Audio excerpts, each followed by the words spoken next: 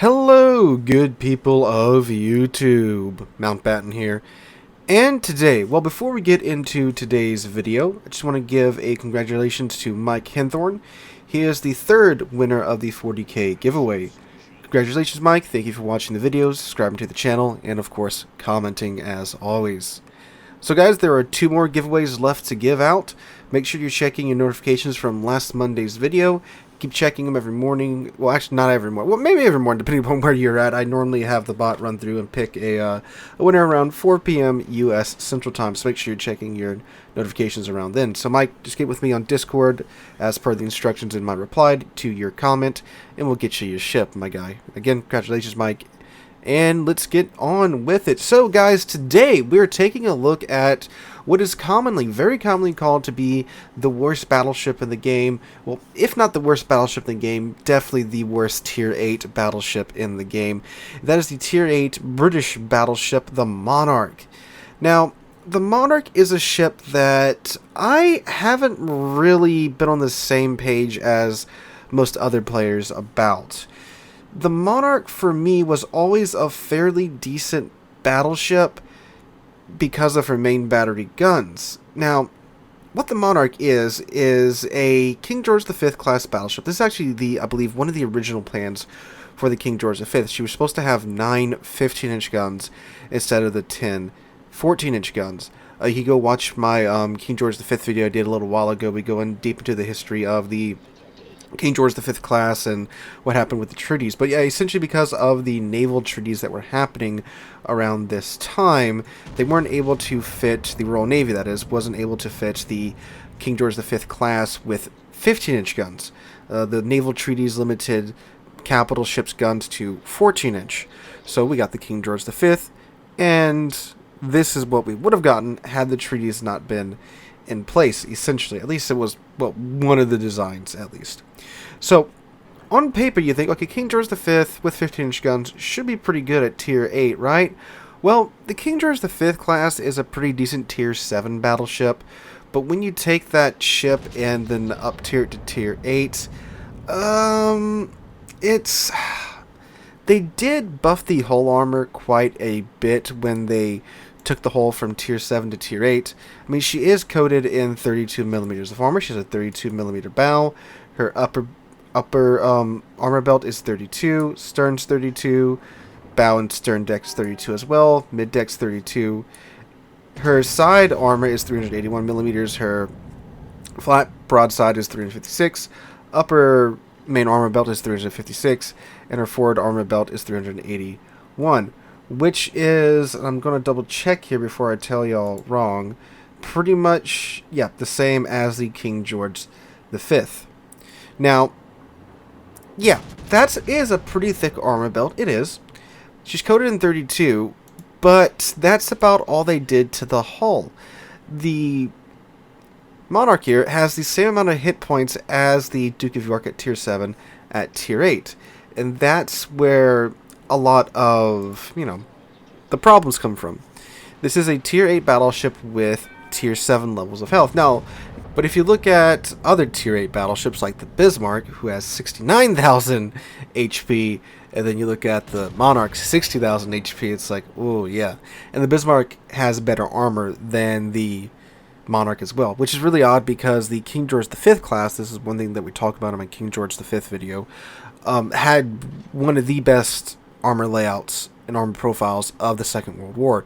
They were up there with the Yamato class in terms of their protection, but you wouldn't know that from playing this game now, would ya? So in my mind, the highlight of the Monarch has always been her guns. I really like the Monarch's guns. They're really good at, well, doing what they do, which is setting fires. This is a great ship to be on an off flank on a flank that someone is forced to push into you.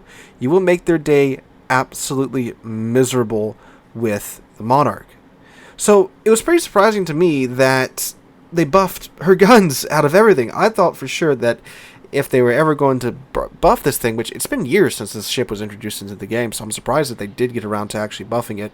They would maybe give her, maybe a couple thousand more HP, maybe bump her up to 62, 63, 3,000 HP, maybe increase some armor panels here and there, but no, they straight up buffed her guns. So, what changed? I'm so glad that you asked.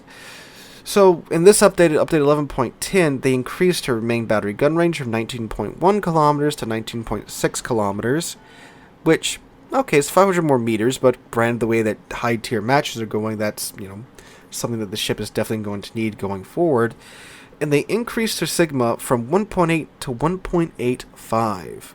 Now, you might be thinking, well, that's not that big of a change. Well, changes to Sigma are generally pretty noticeable, even when there's small changes like this.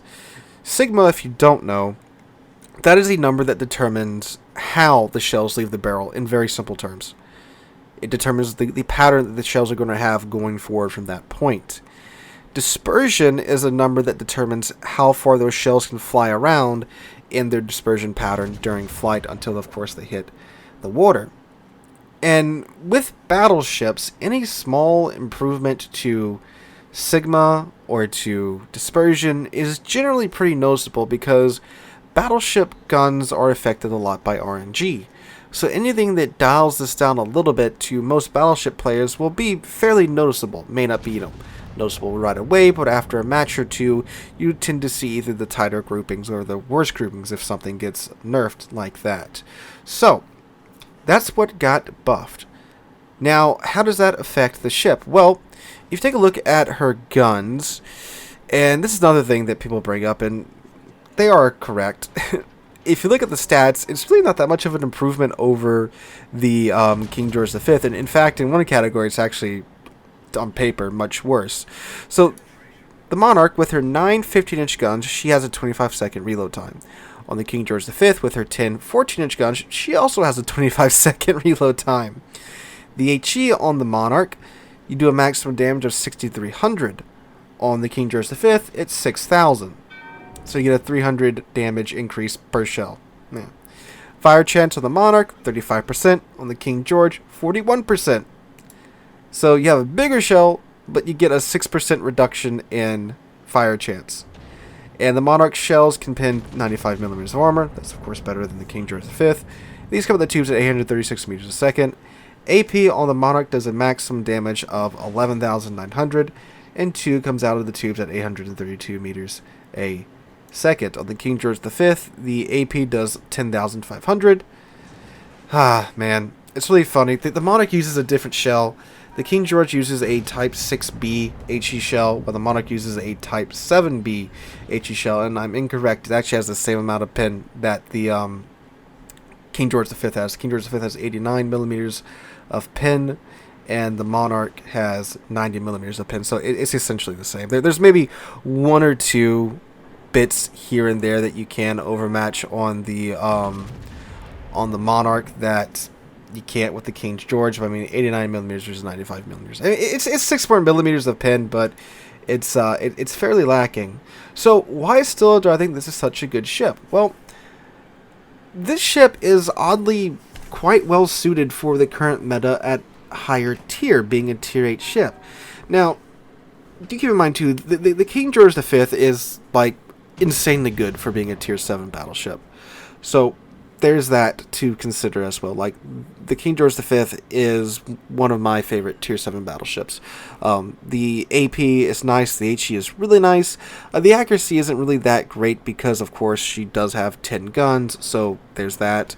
The Monarch with 1 less gun now has even better accuracy than beforehand with the improved Sigma, and of course that 19.6 kilometer range, where she's able to hang in there a little bit more with tier 9 and tier 10 ships when she does get double up tiered, because again, this is a tier 8 ship, it's gonna get double up tiered. And the Monarch, despite of course being a tier 8 and seeing double up tiered games, is tougher than the King George V tier for tier, because she does have 32 millimeters of armor. So whereas the King George V can see ships at her tier and just 1 tier above that can overmatch her, the Monarch, of course, has to see bigger boys at tier 10 in order to have that happening. And of course, if you want to throw in the Musashi there, you can get those 1-up tier games and then see a Musashi in your face, and well, that does suck, but that sucks for anybody at that point. So, despite having worse HE than the King George V, it's ironically more usable because you can and will be getting shells on target a bit more now with the Monarch. Again, it's a very slight buff. It's not like some insane buff, but it does help. And again, I already consider this ship to be pretty decent. Now, is it one of the best tier 8 battleships? No. But it's far from being this piece of garbage that it's made out to be. It's very useful on a kiting flank. Now, can she still do battleship things like tank and get in there and push? Not really. She doesn't get an improved heal. If she did get an improved heal, that would probably help her out a lot. That's something else that I thought that they might consider doing.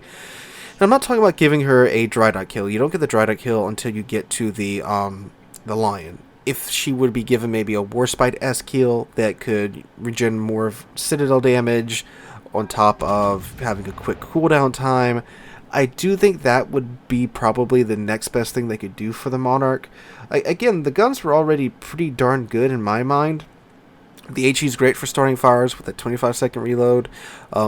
Again, it's not quite the fire hose that the King George V is, but again, you're going from King George V, one of the best HE spammers in the game, to the Monarch. It's still pretty decent at it. I mean, I have no problem starting plenty of fires in the Monarch. And do consider this too, this is a tier 8 ship. So when you're doing damage to tier 10 ships, which you will often see in the Monarch, you are getting that additional economic income because you're doing damage to ships that are 2 tiers higher than you, and she's very good at doing damage to 2 ships higher than her with her HE. So you do have that going for you there. Is it an amazing credit printer? No, but it's one of the better ones for a tech line ship, of course.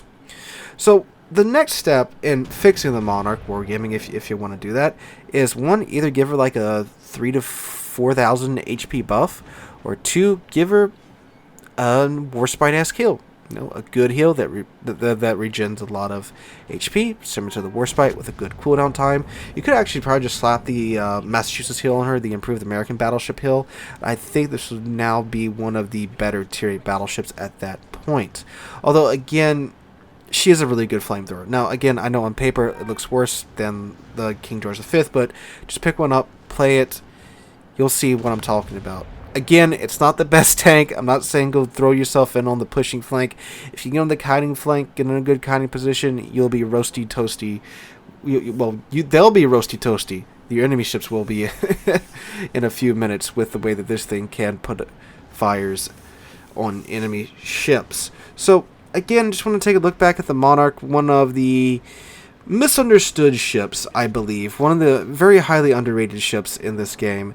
And again, I'm not saying she's some amazing ship that you need to go pick up right now that's going to change your life for everything like that. No, I just think she's a lot better than what she's made out to be. And with these buffs, she is a bit more comfortable to play.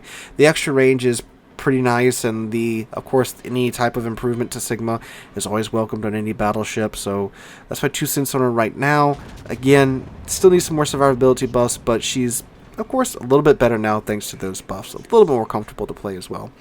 So guys, let me know what you guys think about this in the comments down below. We will not be live streaming tonight.